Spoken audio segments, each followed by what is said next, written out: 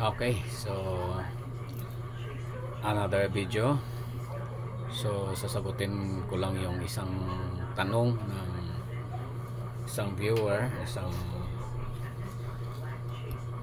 Tanong niya ay ah, magkano ba ang babayaran pag nagpa-assist ng SMAO Insito. So siguro gusto niya na mag-direct assessment. So ang babayaran pag nag-direct assessment kayo sa SMAO NC2, so ang SMAO NC1 ay 2,234, and then ang SMAO NC2, so if I'm not mistaken, it will cost 2,699, so almost 2,700. So ganun ang babayaran mo sa assessment kung mag-direct assessment ka. So sa gustong mag-direct assessment, so kailangan mo lang i-prepare yung mga requirements natin para ma-cater ka sa TISDA. So you have to prepare yung industry training certificate na nagpapatunay na nagtatrabaho ka as welder. So yan kasi yung hinahanap ng TISDA.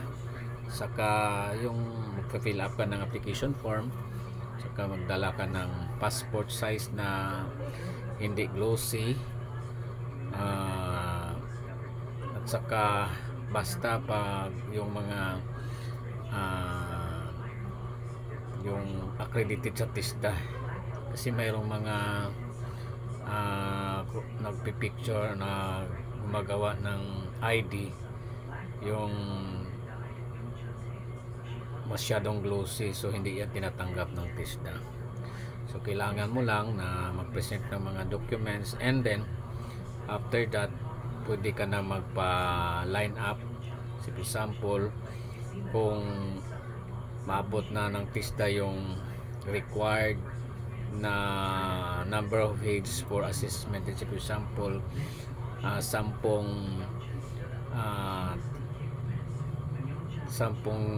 magpapa-assess yung kailangan, so pag maabot na, so tatawagan lang kayo at is-schedule yung assessment ninyo.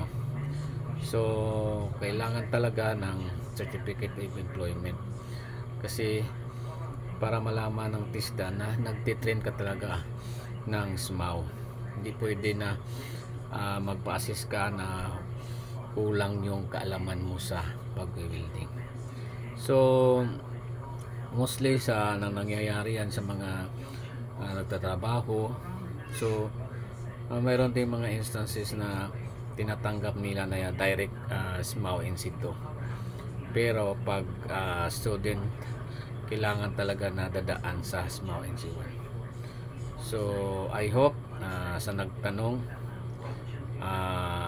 alam mo na kung magkano yung babayaran, kasi sa sa lahat ng skills na ino-offer ng TISDA, so isa yung SMAO na pinaka mataas yung assessment fee, because napakamahal ng mga ginagamit, yung mga consumables, lalong lalo na yung ginagamit na plates sa NC1. Kasi sa NC1 ginagamit sa assessment yung plates, at saka sa NC2 ginagamit yung pipe. So mas mahal yung SMAO NC2 kasi pipe na yung ginagamit. So napakamahal na ng per cut ng pipe. So yun lang, pumunta lang kayo sa pinakamalapit na TISDA center, or mayroong mga accredited na training center ng TISDA na nagkakandak din ng direct assessment. So kailangan mo lang mag-present ng mga documents para matanggap ka sa TISDA, para assist ka. So kung gusto niyo na malibre yung ma-free yung training at saka yung assessment nyo, pwede kayo mag-apply sa TISDA ng scholarship.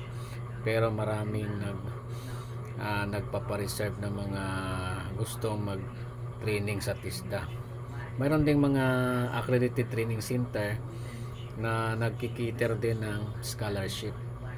So kailangan nyo lang magtanong kung saan ba yung mga training center na nagbibigay ng scholarship, kasi mayroon kasing iba't ibang scholarship na binibigay si TISDA, at saka mayroon pang maganda yung